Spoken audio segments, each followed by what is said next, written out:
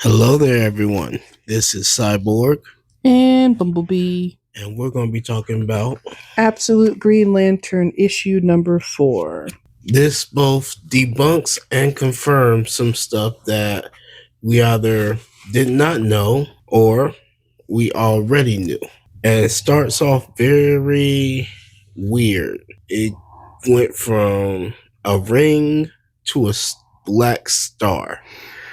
So we start off. Well, Hal Jordan and Joe are still fighting in the desert. Joe is trying to help him, but he's like, "No, get away! I can't control the Black Hand. Go away before it hurts you." Yeah, she's really trying, and he is not having it. So in the very first page, we see like the black with the white circle kind of turn into red with the black circle, and apparently there's a black star inside that circle. Again, weird. And it's telling Hal to be the black star. Hal kind of gets some punches in on her, or well, the Black Hand kind of takes over and kind of pummels her into the ground. Yeah, and he's like, "What happened? What happened to Evergreen, Joe?" And then we get a flashback to more of what happened while Evergreen was under the dome. Yeah, but before we continue with that, Hal has a suit, and to me, that's like Venom, the symbiote suit. That's what it kind of looks like a little bit. Continue. It's kind of taking control because he's not really controlling it. The Black Hand is controlling it. Yeah, no, he's not all there. Yeah. So we get a flashback. If you remember the last issue, Hal was getting some golden bullets ready, and I guess their plan was to Joe to go out there and talk to Abin Sur, and then Hal take him out, which she does. She goes up there and she starts asking him some questions. And he is answering. She's like, what happened to what happened to all these people? Like, we're the last, 2,000 people have gone missing. And he's like, the only people that have died was the guy on the motorcycle, and I think the two cops, or one of the cops. And he said, the rest of them are being judged. Yeah. And turns out that all of them are alive, but they just got transported to Oa to be judged and determined. Apparently they need more recruits. That's what this is. Yep. They're getting judged whether or not they'd be a suitable recruit. They're forcefully recruiting people to be Green Lanterns. That's what it seems like. And there's something coming that I guess they're preparing for, and that's why they need all these new recruits. And he's also talking about a new Ain must be selected. So like an Ain Rao, an Ain Sur, and an Ain Hour. I'm not entirely sure what all that means, but I guess when you become a Green Lantern, you get a name. Either that or, and this is just a theory, the little man who created the Green Lantern Corps? Mm-hmm. He might be one of them in this universe. And he's looking for other people to help govern Oa. Huh. Again, this is just a theory, but it kind of would make sense if it were true. I don't think I'm right, but it sounds good. And he says, fear Qard, Qard. I'm assuming that's the name of what is coming that they're trying to prepare for. And my guess is that whatever the Black Hand situation that Hal got going on that's what that is. That's what my going theory is. So he might be the Black Hand. So, or at least because obviously it's kind of forcefully taking him over. He didn't choose it. So whatever that entity is what the Green Lanterns are trying to fight. Right. And then Abin Sur is about to leave, and Sojourner grabs him. And that's when she gets the Green Lantern powers. She had her gold wedding ring on. It didn't kill him from what I could see, but I don't know what happened. I'm pretty sure it hurt.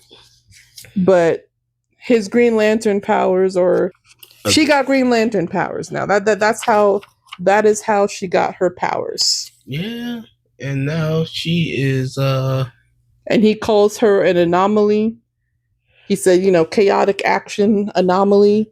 And then that's when the big Green Lantern symbol that was in the sky falls and the dome goes away. and it just heck has broken loose. Mm-hmm.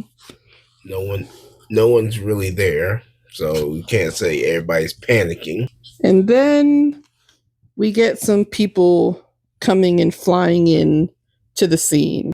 They're talking about it. He's asking if there's any sticky fingers from Lazarus, the gentleman. He's trying to see if Lazarus has anything to do with it, which apparently, if you've been reading Absolute Superman, you know who Lazarus is. And this has nothing to do with them. No. And he's saying that, we might have our own little Gateway City situation here. And if you've been reading Absolute Wonder Woman, you would know about Gateway City. Yes, that is where she is stationed out of right now. I'm just waiting for Absolute Batman to tie up the whole three of them. Well, technically. So I like that the books are kind of coming together. Which I said a little bit. I mean, I didn't say it. Yeah, it was bound to happen. But I am enjoying that they are mentioning that certain events are happening elsewhere in the world. It was just a matter of time. Because all of this is happening in the same universe. Yes. And we see that the gentleman that was on the plane that now, I guess, is in charge of, is it Greenvale? I believe so. Is Hector Hammond, which I did not know anything about him, but he is a Green Lantern villain. We'll have to wait and see how he is portrayed in this universe. He might end up being a hero. Well, we'll see. But he has come to check and, I guess, take over, figure out what's going on with this Green Lantern symbol that crash landed in the middle of Nevada. Okay. This was pretty good. I definitely enjoyed it. What about you? I enjoyed this read. This is a great read. All of the Absolute titles have been very good. I'm still, I'm sure it's coming, but I'm waiting for. I like that they're starting to mention each other. I'm waiting for all of it to tie into each other, and I'm assuming that we're gonna get some kind of Absolute Justice League at some point. We're just, at this point, I'm just waiting. Be patient. Yeah, it's going to happen, but we just have to be patient. But at the same time, I'm glad that they're kind of fleshing out everyone's story first. Yeah. So that we can get an understanding of who everyone is, how they started, where they came from, their background, history, and all of that. We got background's history and his from childhood, how that has influenced him in current day. And depending on the character, how they got their powers. How they got to where they are. Wonder Woman, we saw her past and how she got to who she is and how she grew up. And same with Superman.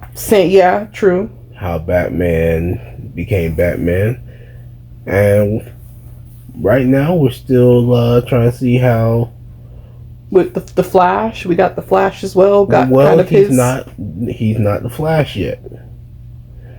He's not the Flash yet. He has the powers, but not the name. Fair enough. Along with the Green Lantern, they have the power, but not the name. But they were for those two at least, we were seeing how. For Martian Manhunter 2, we saw them get bestowed the powers. Some unwillingly. Yeah. Got it. So we're gonna see how. All of them. Out. Technically, all of them unwillingly. With Wally West kind of just happened to him. This kind of just happened to Joe. True. And Martian Manhunter, he just happened to be at the coffee shop when an explosion happened, and boom. In his brain. Yeah. So yeah, no, it's going to be very interesting as to how they put all the pieces together, and I'm here for it. Like, Mm-hmm. it's pretty cool. You guys check out your local comic book store. I can guarantee you're going to love this. Catch up with us, and if you can't make it to your comic book store, you can also look at the app The DC Infinite app. where you can read it with your mom, your dad, your grandma, your grandpa, all of them, and just enjoy it and have an all around good time. Well, as always, you guys take care. We love you. Peace.